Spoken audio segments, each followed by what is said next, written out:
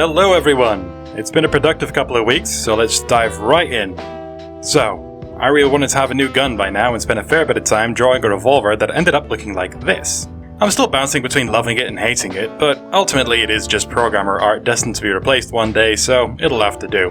I duplicated the gun scene and changed the power, fire rate, clip size, graphic and sound effect to make the revolver, and then had to code the ability to have different weapons equipped. So, once that was done, I made the shop so the player can finally make use of their hard-earned cash and buy the revolver. I wanted the shops to work pretty much exactly the same as in CoD Zombie mode, where you just walked up to an icon on a wall and pressed the use button if you have enough money. So I created a new scene for the shop, added in some export variables to keep track of the price and what gun to give the player, gave it a collision area to detect when the player is within buy range, and voila! The player can now buy a revolver!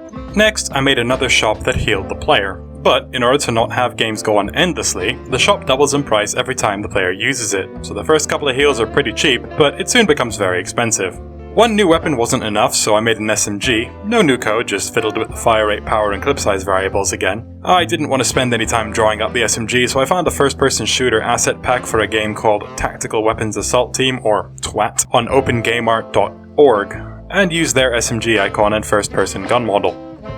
There was no real victory screen yet, just a wall of text that appeared when you won, so I quickly put together a new victory screen. I first animated the Circle Man dancing, and then played with the particle system to create little confetti explosions, and made this screen. Fun fact, play any music and it looks like they're dancing to it. I also added defeat text that slowly lowers itself to the center of the screen if you die.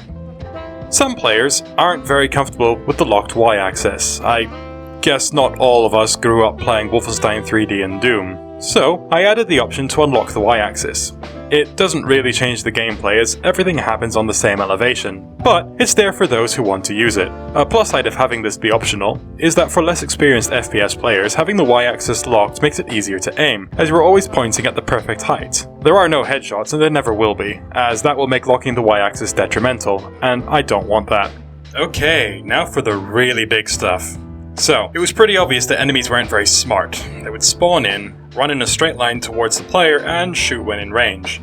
This meant that if they spawned in a different room to the player and the player didn't move around, they'd just run into a wall for eternity. So it was time to add some pathfinding. I spent a fair bit of time sketching out the logic for this on paper, and came up with a navigation system that would keep track of what rooms exist and where the player is. An enemy would ask the navigation system what rooms it needed to traverse to get to the player, and each room would have hand-placed waypoints that lead to each exit. This took a couple of days to implement, and I managed to get it to a working state. But enemies often got stuck on each other, and it took a long time to manually set up all the waypoints for each room, which meant making new levels would require this lengthy extra step.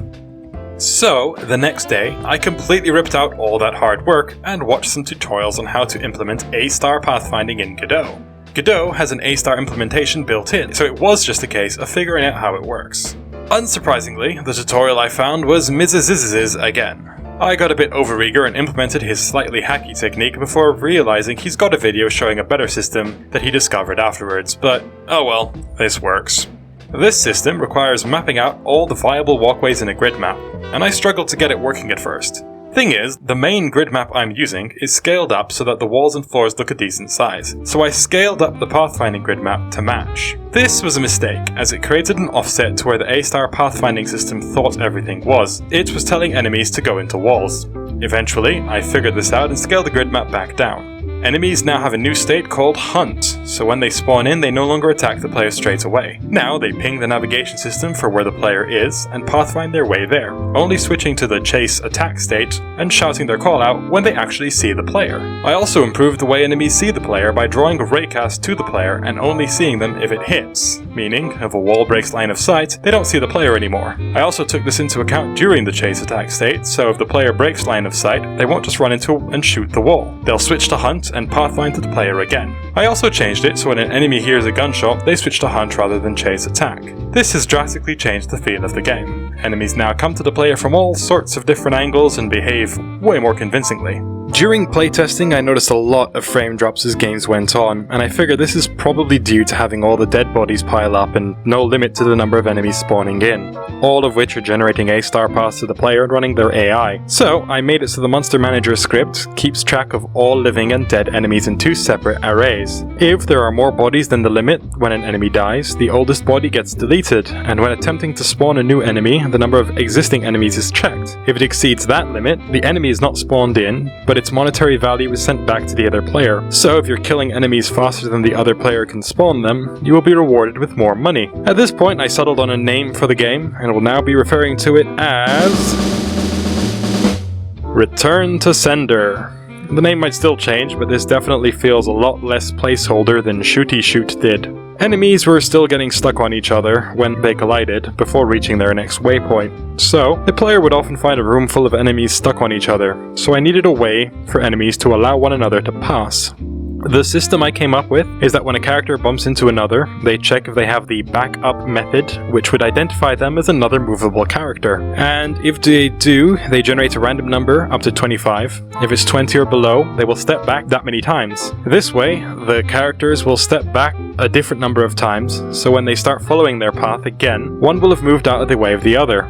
It might take a few bumps, but eventually they seem to break out of their predicament. But if the number is over 20 instead of bumping into each other, they just request a new path to the player, as it's very likely the player has moved and a new direct path has appeared, so the character can just go in their new direction. I'm sure there are better ways of sorting this out, but in all my testing since, I've never walked into a room to find it full of enemies stuck to each other, so I'm calling it a success. All this time, the console log has been plagued with this penetration error, and I've been unable to figure out exactly what causes it.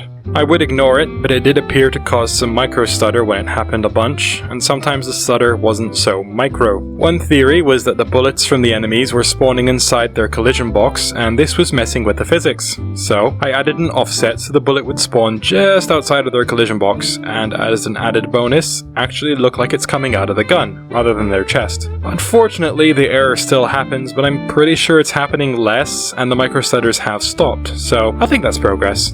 But like I said, the bullets seem to come out of the gun now, so at least visually that's definitely an improvement. With the limited number of enemy spawns, I needed a way for one player to make things difficult for the other, as overwhelming them with endless hordes of enemies was no longer an option. So I created new shops that can upgrade the health and damage of enemies spawned in to the other player's game, which gets more expensive every time they're used. So, now, a player must decide whether they want to buy the new gun, spend their money on heals, or make things harder for their opponent. And finally, I know at least one of my testers was getting very annoyed having to close the game and restart it to join a new game every time. And let's be honest, no game actually closes itself the second you hit escape, so that needed changing. So I created this menu screen. New game disconnects you from the multiplayer match you are in and takes you back to the create join lobby, and quit closes the game. Options doesn't do anything yet, but I'll eventually move the mouse sensitivity and lock the Y-axis to an options screen and add some real graphics options. And that's that. I obviously need to create that options screen. I'm gonna try to do it in a keyboard controller friendly way so it won't be using buttons and sliders like the current join game screen, and I'll probably have to change that too.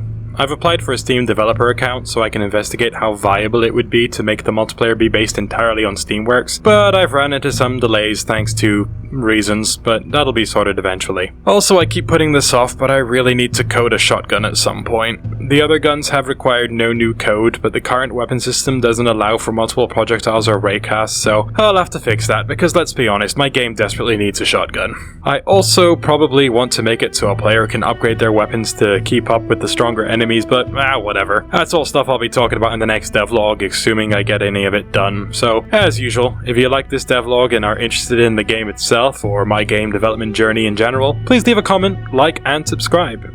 Also, if you would like me to delve deeper into any one system or script I've created, definitely say something in the comments, and I might be able to create a tutorial or a more technical look at it, and consider sharing while you're at it. As usual, I'll see you in the next video. Bye bye!